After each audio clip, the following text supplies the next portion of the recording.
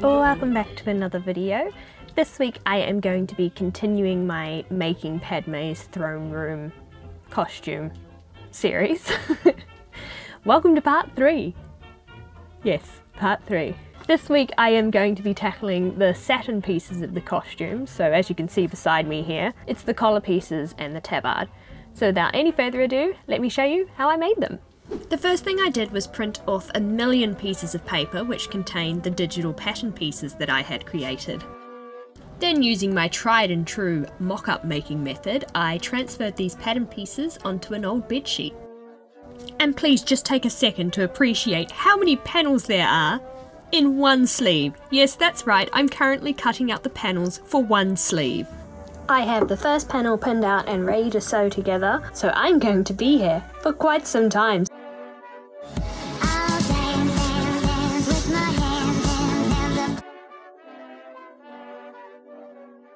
Holy moly, did that take an age to sew together. And once again, it's only one sleeve. And it's only the mock-up. But yeah, that's going to look great when it has all the piping and stuff through it, so really happy with that. I think I will be working on the actual dress itself next. All the panels and that.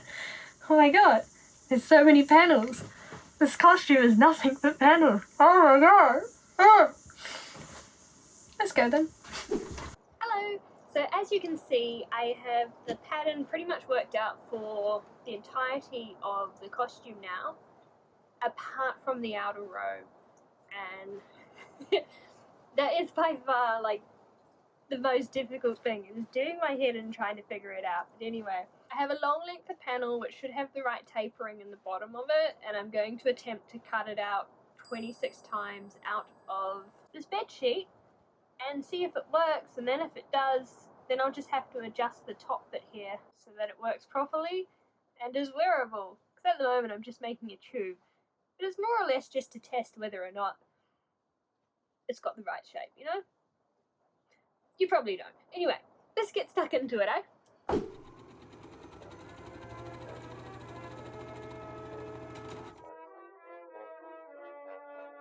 Oh dear. At this point, I'm just sewing together the mock-up panels out of the bedsheet just to test the fit and shape of the pattern I'd created. And here I am, draping it on the mannequin with the rest of the pieces. So I didn't have anywhere near enough bedsheet to cut out all of the, I think it's 26 panels that the dress needs. I've got 8, but looking at how it's sitting on the mannequin now, I'd say the pattern is the right shape. It's doing the nice trumpet shape down the bottom like I was hoping it would.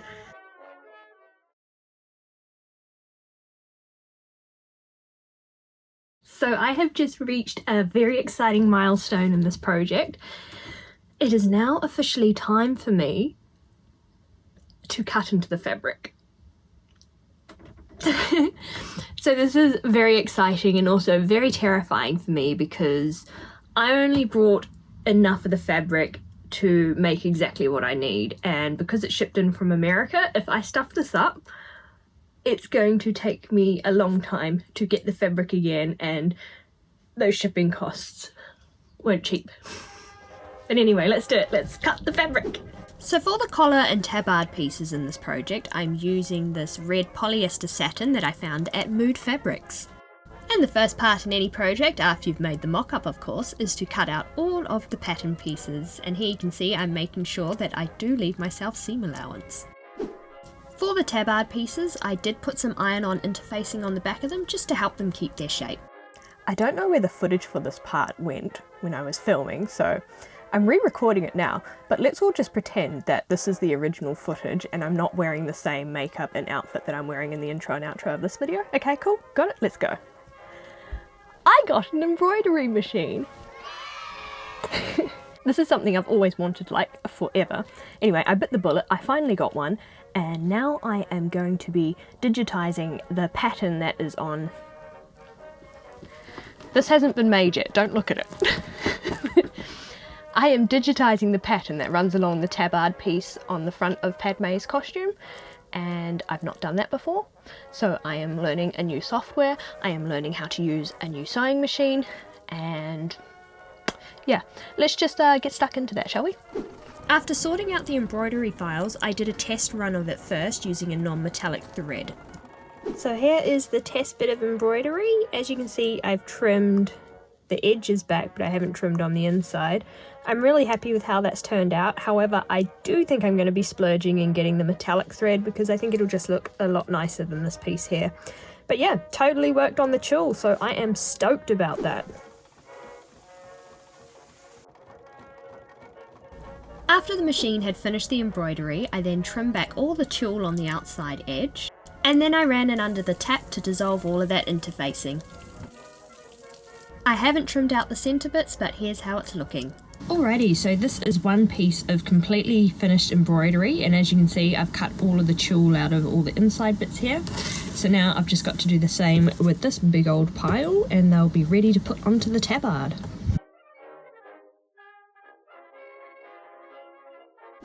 So before I sew the embroidery onto the tabard pieces, if you come over here, see how it's got this little fur trim around the edges of it? So I am going to cut that fur out now, and I'm going to give you a little bit of a hot tip when cutting out fur fabric to stop it shedding everywhere in your workroom. This is obviously the furry side of the fur, and if you turn it over to the wrong side, see how you've got this nice little weave of fabric here? Using one of these, if you cut just into the weave of the fabric there, it usually doesn't cut through to the fur layer, and you can just pull it apart and it stops it shedding everywhere. I'll show you how it's done just now. First off, I'm using a tailor's chalk to mark out where I want to be slicing, and then I take my X-Acto knife and just stab and pull apart the fabric. As you can see, there is a little bit of shedding, but it's nowhere near compared to what there would be if you use scissors to do this. With all the fur trim cut, I then attached it to the tabards and sewed it in place. Then it was time to put the embroidery on. Now originally I did try hand sewing this on, but it just took so long, and then I was like, hey, remember how my sewing machine has an embroidery foot attachment? So I put that on, and look how much easier that was. With the embroidery attached, it was finally time to put on the lining.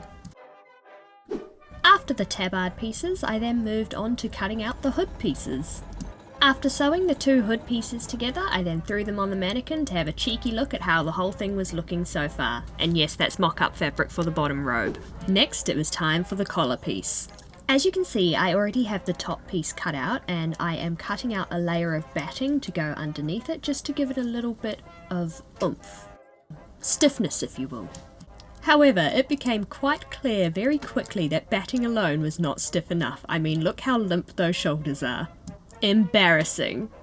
To fix the issue of limpness, I decided to add some boning in 2 triangular points into the shoulder. I sewed the boning directly onto the batting. And ta-da! Look how stiff and impressive these shoulder points now are. Wow! With that dilemma over, it was now time to add the fur trim along the edge of the hood.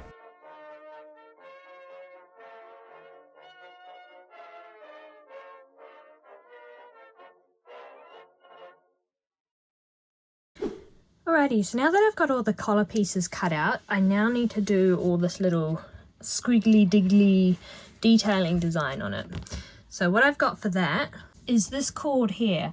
So as you can see, it's a perfect colour match to it. It's not exactly the same like 2-strand cord, but that's okay. It's the best I could find, and I didn't want to mess around with dyeing different sort of cords. So what I intend to do is to unravel the strands and then hand sew it in place, all in the squiggly diggly pattern, like that. To help guide me as to where I wanted to place the squiggly diddly lines, I used a chalk marker and drew in a squiggly diddly design. I then began the tediously time-consuming task of pinning that cord all along the lines I just drawn. And if I thought that was time-consuming, it was nothing compared to the amount of time it took me to hand-stitch all those cords in place. So I'm about 2 hours in so far, and I think I've done about 1/3 of the collar. I mean, only this part is stitched down, and obviously this one's pinned, but I cannot get over just how long this is taking to do. I mean, I kind of expected it, but oh my goodness, this is going to be a whole day's worth of work just doing this collar bit. And that's where I'm leaving it for today. Alright, now that that's all done, I also have the collar pieces here prepped, which I will now be attaching.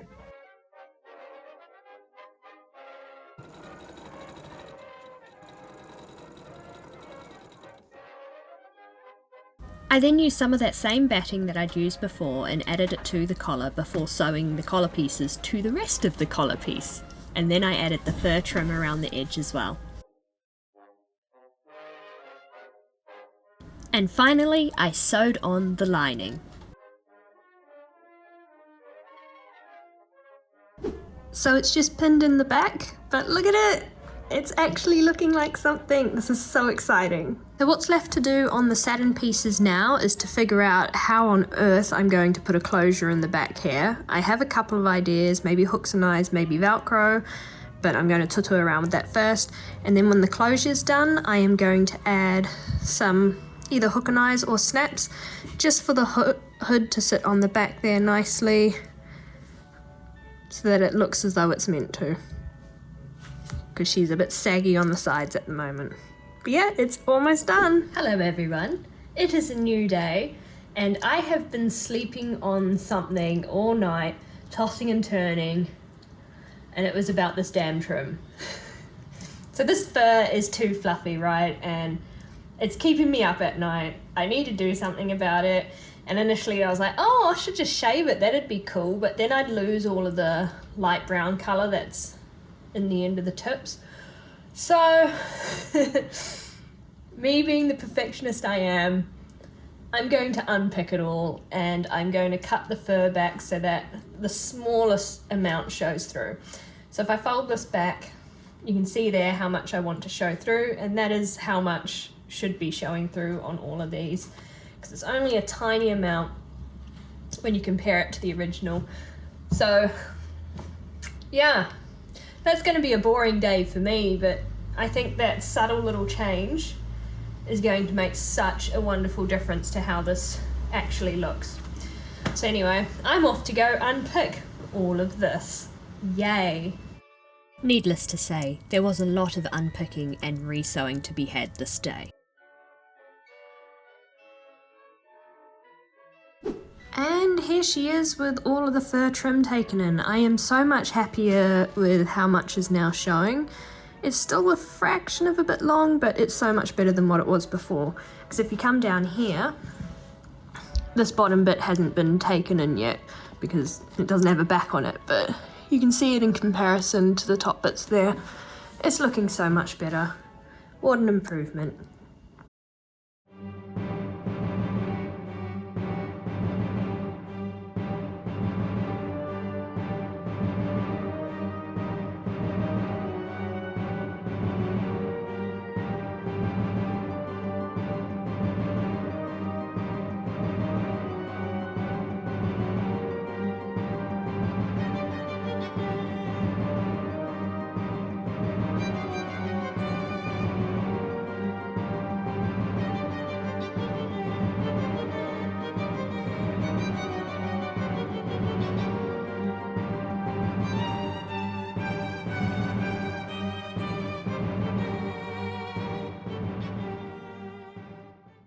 And there you have it. That is how I made all the satin pieces for my Padme throne room.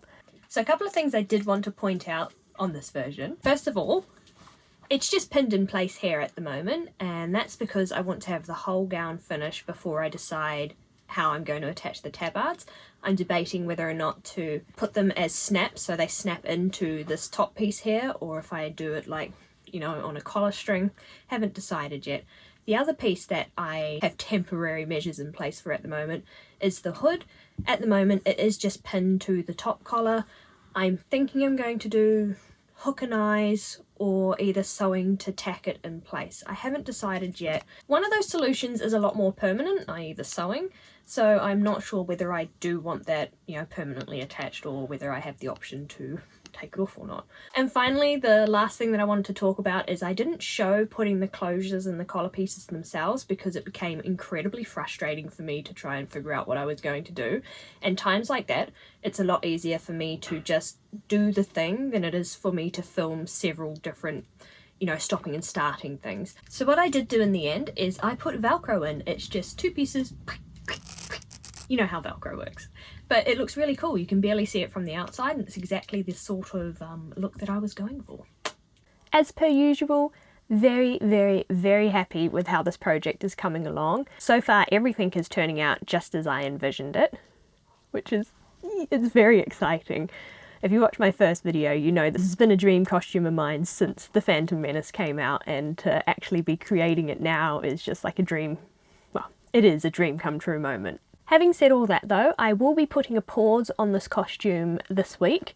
Sorry to do it, but I realised I am now 6 weeks out from my America trip, and so here's me lying in bed, right, thinking about all the things that I want to have done for Dragon Con and Disney World and stuff before I go. And then I sit bolt upright and go, oh my gosh, there's only 6 weeks left and I still have so much to do. What am I doing working on Padme right now? So yeah, because of that, Padme is being put on pause, not indefinitely, because she also has a due date, which is October, but just until I get all of my America things sorted for America. Anyway, I just want to thank you guys again so much for watching. I heard if you like and subscribe to this channel that all of your bobbins will never run out. Isn't that incredible? You should definitely do it. This is factual information. Anyway, thanks again guys. Thank you so much for watching. If you do like what you saw here, I usually do a lot of sewing, crafting and fun related stuff on this channel, and I usually try and upload every week. So until next week, I'll see you then. Bye bye. Helicopter, helicopter.